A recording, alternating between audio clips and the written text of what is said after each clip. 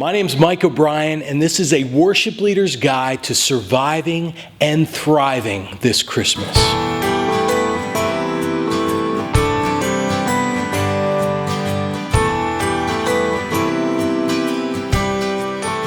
As the Christmas season approaches, the demands for those overseeing the worship experience in our faith communities multiplies exponentially.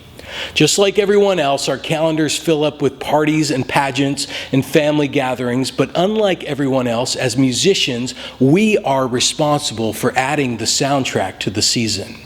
That means recruiting more volunteers, more prep time, more rehearsals, and overall just more stress. And if you're like me, every year in memory, since I was 5 years old, I've been doing something musical. I've been performing or leading every Christmas for years and years and years and years without a break. For my first 10 years in ministry, I loathed Christmas. The language and my face would bring it. I'd know how to turn it on. But deep inside, I despised the songs. I despised the goodwill and the same old message. You know, for me, December 26th was the true celebration because I was just so over it. The expectations of my pastor and my staff were often just too much to bear. One particular memory is for years and years after our Christmas Eve service, I would be the one who would have to lock up the building. So I would leave Christmas Eve locking up the building alone. And after years and years, I just felt used and abused, and I was over it. So it should come no surprise to you that one year I just burnt out. I had a breakdown over Christmas, and after that, my pastor sat with me, and we just realized that I needed to do some work that year. So I spent the next year in counseling, and part of the counseling was just talking about Christmas and some of the lies and expectations I thought God had for me and people had for me that they didn't. And a lot of healing came through that for Christmas and what it meant to be in charge of the liturgy at Christmas. So that next year, after I burnt out that one year, the next year I just took the year off of Christmas. I let other worship leaders lead, and I just enjoyed the season and worshiped along with other people. And it was an incredible, fresh perspective that I will never forget. So I want to share with you some tools, some things I've learned along the journey that will help you not only survive Christmas, but thrive this Christmas.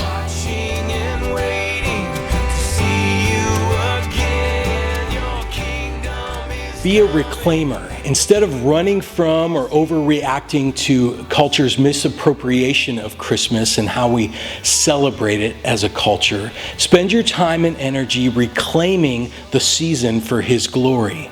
Reclaim the songs, reclaim the monotony, reclaim the focus. When you sing the Christmas hymns, sing them with your whole heart. Worship the Lord. Teach your congregations how to worship with the hymns.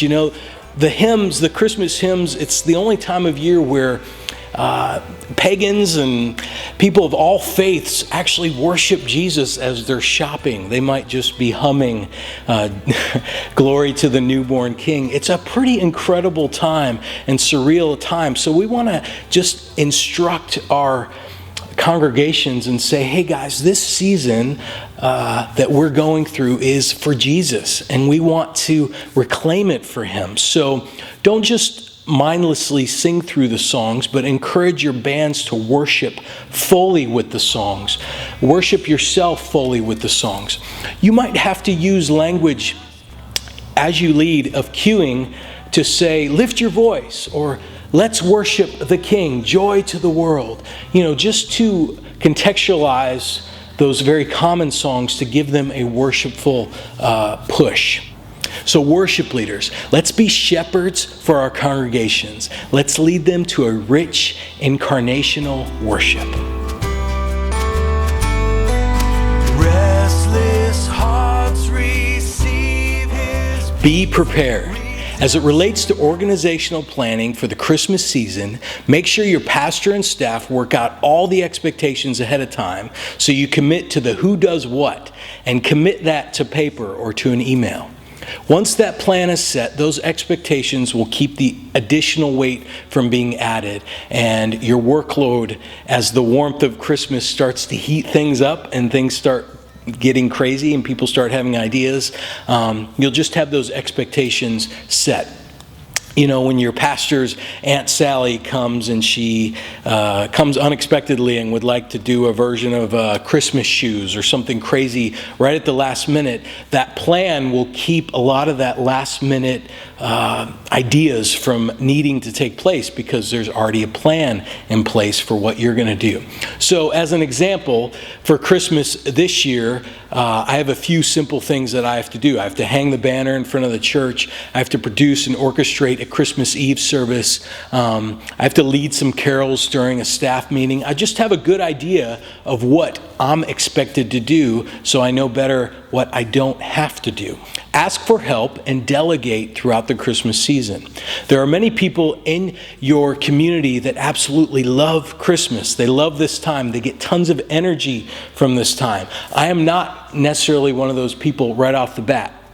It's growing in me over the years, but there are people that absolutely have tons of energy. So recruit and ask others to help you. So for instance, I asked one of my staff members to be in charge of the decor and Christmas decor and candles and lighting and tree. And that's part of why this entryway looks so great, is because she did a great job of getting a team of people that were passionate about doing it. So I recruited that, and it was really good. Another thing I've asked for is I've asked one or two of my staff members, fellow staff members, to stay with me till the end of Christmas Eve service so I don't have to lock up the building by myself. So we kind of leave as a team, which is really helpful to me. So worship leaders, prepare for the Christmas season by knowing clearly and owning the role you play in your church's celebration.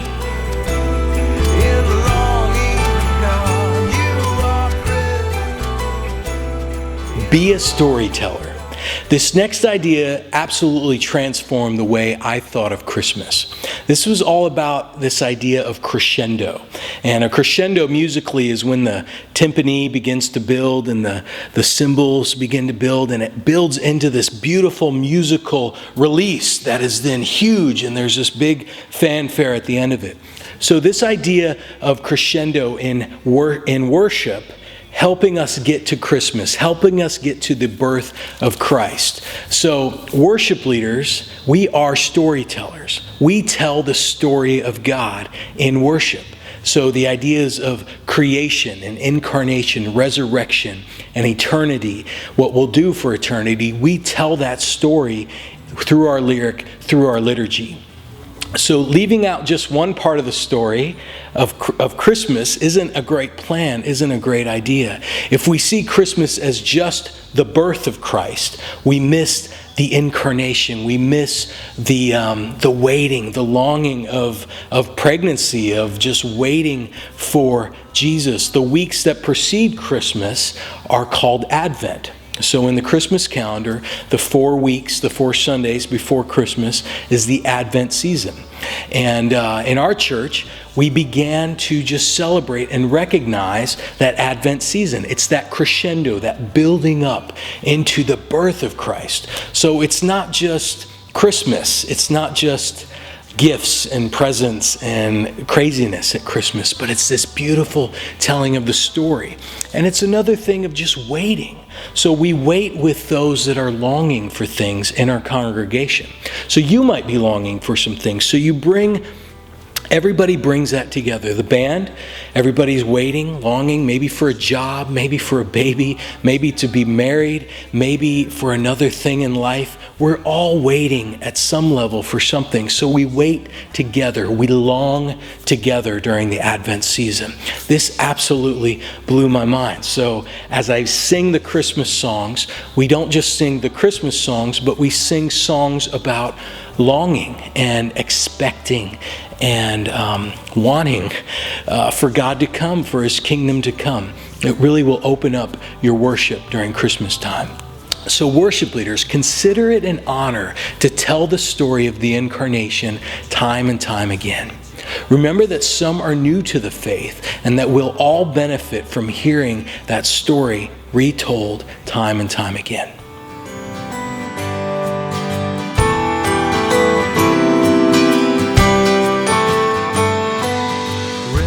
And finally, the last way we can survive and thrive this Christmas is to create for Christmas. One of the best ways to drive out the worship leader Grinch in you and me is to create new art for the Advent liturgy. For songwriters, themes of longing, new life, and expectation work really well in this season. In worship service prep, creating a new order of worship can help make you feel like you are contributing rather than just going through the motions. Try stripping down existing hymns, popular Christmas hymns, down to their basic and adding new instrumentation. You could add readings or different languages to the songs. It'll breathe new life into them, things that were otherwise just mundane or have become very rote. These new creations will inspire your bands and awaken your congregations to worship in a new way. Several years ago, our worship team produced a Christmas record. These were just original Christmas songs that we had written. And it's great because every year we look forward to Christmas because we get a chance to sing those songs again.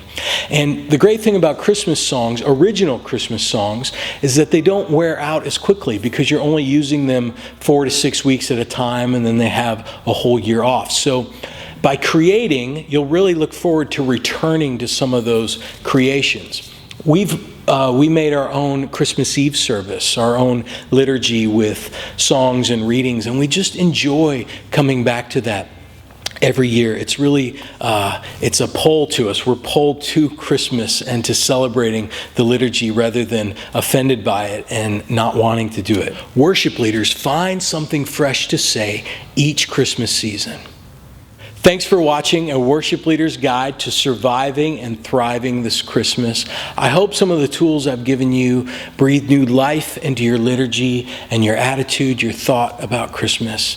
It's my prayer and my hope that this season becomes really important to your yearly rhythm, that we retell the story of the Incarnation and we enjoy it ourselves as the leaders. We walk in it and we walk with the congregations through this journey. Your kingdom is